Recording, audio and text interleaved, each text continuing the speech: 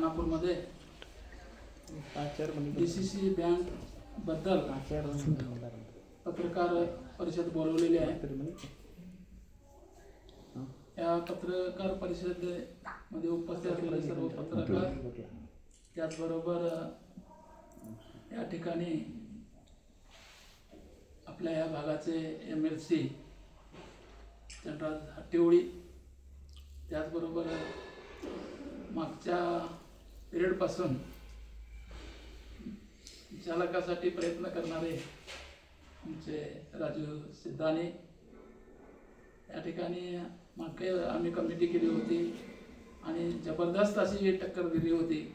त्यावेळेला खरं काम केलेले आमचे यशवंतराव बिर्जे साहेब, त्याचबरोबर आमटे PKPSचे चेअरमन कसरलेकर, इटगी PKPSचे चेअरमन तुरमुरी साहेब, आपल्या निंगणमठ PKPSचे संचालक हट्टीवळी साहेब, नुकताच त्यांचं आगमन झालं इथे आपले तुळशीबाई हेबाळकरांचे सुपुत्र मृणाल हेबाळकर, या ठिकाणी आमचे या DCC बँक बद्दल खरा आवाज उठवले ते आपले भरवानी पाटील, त्याजवळ आणखी एक शिवसेना नेते KP पाटील, कल्याणी साहेब, त्याचबरोबर संचालक आपले एटीओवर आलेले सर्व संचालक, उपस्थित सर्व बांधव, खरोखर हे इलेक्शन का करावं याच्यासाठी मागच्या 5 वर्षापासून हे प्रयत्न चालू आहेत। आपले संचालक जे आहेत त्यांनी कुठली कामं करावीत, कुणाला अडवावं, कुठल्या पद्धतीनं संचालकांना त्रास दिलो म्हणून इतर शेतकऱ्यांना त्रास दिलं, अशा पद्धतीच्या बऱ्याच गोष्टी उहापोह आपण पत्रकार माध्यमातून तुम्ही बघितलाय। बऱ्याच सोसायटीचे पद मंजूर झालेले नाही। तर उदाहरणार्थ आपले जे कसरलेकर साहेब आहेत, त्यांनी गेली 10 वर्ष त्यांची पद जशी आहे तशी आहे। याचा अर्थ त्या कसरलेकरांचा तिथं नुकसान नाही, तर त्या संस्थेमध्ये जे शेतकरी कर्ज घेतात त्यांना 10,000च्या ठिकाणी 1 लाख कर्ज आज मिळतंय, ते तिथं मिळत नाही। एवढं नुकसान 0% मध्ये जे व्याज मिळतंय ते त्यांना नुकसान आणण्याचं काम या असलेल्या संचालकांनी केलेलं आहे। त्यासाठी आम्ही मागच्या वेळेलाच हा विषय घेऊन हा आवाज उठवलेला होता। वरिष्ठांच्याकडे जाऊन सुद्धा कॉम्प्रोमाइज करण्याचा प्रयत्न केला होता, तरी सुद्धा त्यावेळेला ऐकलं नाही। आम्ही एका पक्षात आल्यानंतर आज आमदारांना त्यांना लोक विचारतात तुम्ही एकत्र आहात आणि आमच्या PKPSचं पद केव्हा वाढवून देणार, त्यावेळेला प्रेझेंट संचालकाला विचारलं तर ते विचारू नका, अशी गोष्ट त्यावेळेला झालेली आहे। दुसरी गोष्ट म्हटलं तर इलेक्शनमध्ये आम्ही कोऑपरेटिव्हमध्ये भाग घेत नाही म्हणून अशा एक बैठकीमध्ये मी बोललो होतो। त्याप्रमाणे गेली 2 वर्ष कुठलेही सहकारी संस्थांचं इलेक्शन झालं, त्याच्यामध्ये अर्बन बँक झाली, PLD बँक झाली, स्थानिक आमदार असून मला तिथं भाग घेता आला नाही। आम्ही कोऑपरेटिव्हमध्ये जन्मास येऊन 2 रुपयाच्या फंडावरून 500 कोटीचं डिपॉझिट जमा करण्यापर्यंत आमच्याकडे बुद्धी असल्यामुळं या बुद्धी असलेल्या माणसाला सुद्धा तुम्ही तिथं भाग घेऊ नका म्हटल्यानंतर हे किती योग्य आहे, तरी सुद्धा मी मांडलं आणि लास्ट आता कोऑपरेटिव्ह सोडा, जनरल इलेक्शनला मीच पुढे उभं राहणार असं सांगून प्रत्येक 2-3 ठिकाणी आमचा स्टेजवरती एक अपमान केल्यासारखा झालेला आहे। दुसरं म्हणजे ही PKPSची संस्था इलेक्शन होत असताना DCC बँकचं, त्या ठिकाणी मी एक वोटर्स आहे, एका संस्थेचा 57 मध्ये मी एक 57वा वोटर्स आहे। या वोटर्सला त्यांनी नोटीस दिले नाहीत आणि बाहेरचे आमदार आमचे जारकिहोळी साहेबांना बोलवून मीटिंग घेतली। आमदार सोडा, वोटर्स तर म्हणून तुम्ही बोलवायला पाहिजे होता त्या ठिकाणी। त्यावेळेला सुद्धा बोलवलं नाही.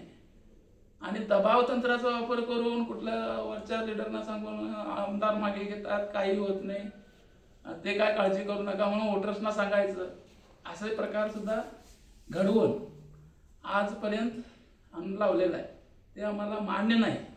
म्हणून आम्ही ह्या वेळेला मागचं जसं आपण गट करून इलेक्शन लढवलं तशाच पद्धतीनं इलेक्शन लढवूया अशा दृष्टिकोनातून आमची एक मागच्या या कमिटीची मीटिंग झाली. आणि काहीही करून ह्या वेळेला बदल घडवून आणायला पाहिजे. आणि त्या बदलाचे वारे प्रत्येक सोसायटीमध्ये आहेत. हे असताना तिथं ते बदलाच्या वाऱ्यांना आडवं लावून, कसलं आडवं सांगा की शपथीचं आडवं, शपथ लावायचं, 3 वेळा शपथ घ्यायचं, 4 वेळा शपथ घ्यायचं, एकदा 84कडे जायचं, एकदा वाकड्या वाटा जायचं, असले प्रकार केल्यानंतर आमच्या तालुक्याची ही इज्जत आहे. हे दुसऱ्या तालुक्यामध्ये नाही आहे सर. दुसऱ्या तालुक्यामध्ये एखादी घटना तुम्ही सांगा की बाबा हे असं होतंय म्हणून. या सगळ्या गोष्टी चाललेल्या आहेत आणि आम्हाला त्या आमदार नात्यानं गप बसता येत नाही. याच्यावर प्रतिकार करावा लागतोय.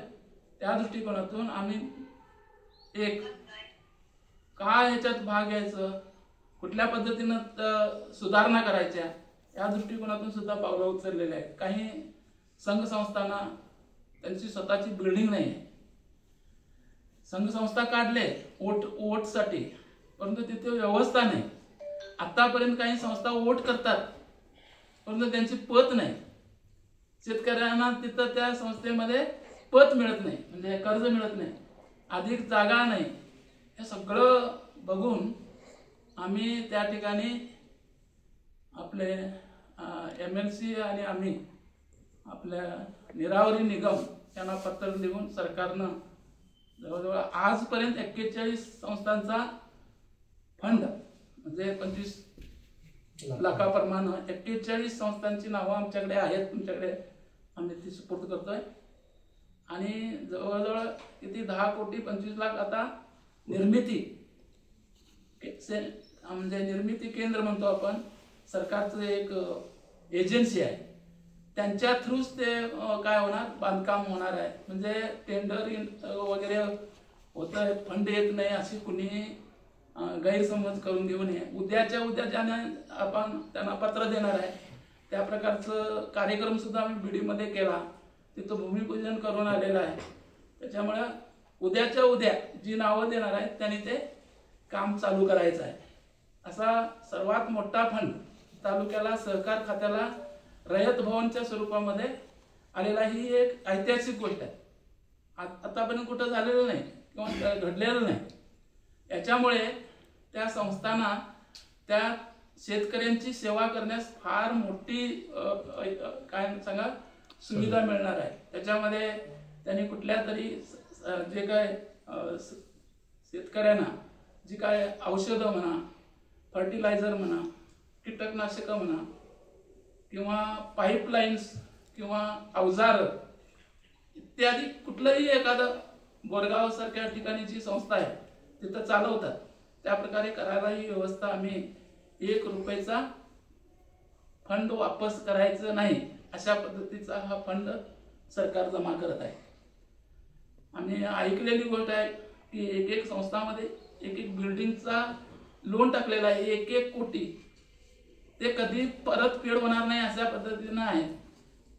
परतफेड होणार नाही अशी काही बिल्डिंग सुद्धा आम्ही बिल्डिंग बांधलो म्हणून तिथं कर्जाच्या स्वरूपात त्यांच्यावर ओझं वावलेलं आहे. हे तसं होणार नाही. हे 25 लाख डायरेक्ट त्यांच्या बिल्डिंग फंडला जमा करून घेता येत आहे. अशा पद्धतीची सोय सुद्धा झालेली आहे. तेव्हा आम्ही जी 3 मंडळी आहे यांच्याकडे पहिल्यापासून, उदाहरणार्थ आपण राजू सिद्धाने वगैरे, हे कंटिन्युअस त्या क्षेत्रामध्ये आहेत. प्रत्येक डायरेक्टरची डायरी आणि ओळख त्यांना माहीत आहे. अशा पद्धतीनं ते संपर्कामध्ये आहेत. त्यांना कुठलंही पद नाही पण त्या संस्थेमध्ये काय चालतं हे इत्थंभूत त्यांना माहीत आहे. तो रिपोर्ट आमच्याकडे आहे आणि तो प्रमाणे आपण आजचं जे राजकारण चाललेलं आहे त्याचं बघितला की मागं 2-3 इलेक्शन झाली 20 वर्षाच्या पिरियडमध्ये एकदा इलेक्शन पहिल्यांदा झालं रेमानी साहेबांच्या बरोबर आणि दुसऱ्यांदा वाटतं आणि तिसऱ्यांदा बिनविरोध करताना सगळ्या डेलिगेटरचं सूचक म्हणून नाव घालून सह्या घेऊन गेलेले हसवेगिरीचं काम त्यावेळेला झालं. लास्ट इलेक्शनला जेव्हा आपण बघता, तुम्हाला सगळ्या पत्रकारांना माहीत आहे की आमच्या सरकारचा उपयोग करून 1-2 मतं फसवण्यात आली आणि त्याच्यात आम्हाला 1 मतानं काय झालं, आम्हाला पराभव स्वीकारायला लागला. परंतु आजची पोझिशन जर तुम्ही जाऊन बघितला तर माणसं फक्त त्या शक्तीला घाबरालेत, दादागिरीला घाबरालेत. तो सगळा तुम्ही कुठल्याही प्रकारचा तुम्हाला काय त्रास होणार नाही. देव आपल्या पाठीशी राहणार आहे. आपण सत्याच्या बाजून राहिला तर तो विजय असतोय आणि त्याच्यासाठी या माध्यमातून मी विनंती करतोय, कोणी घाबरून जायची गरज नाही. आम्हाला फोनवरती कॉन्टॅक्ट करा.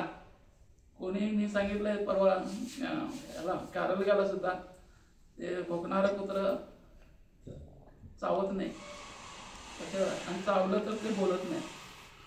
तर ही पद्धत आहे.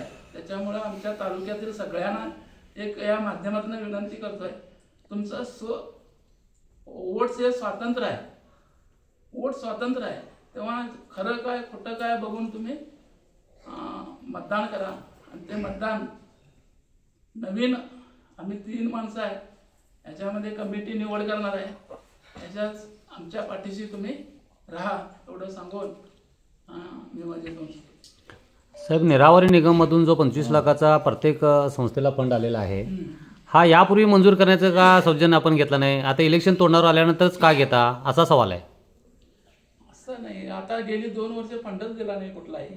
आता चालू आहे, सरकार द्यायला आहे. आता आणि 50 कोटी रुपये आम्हाला प्रत्येक MLA देणार आहे. 10 कोटी ब्रिजसाठी आलेले आहेत.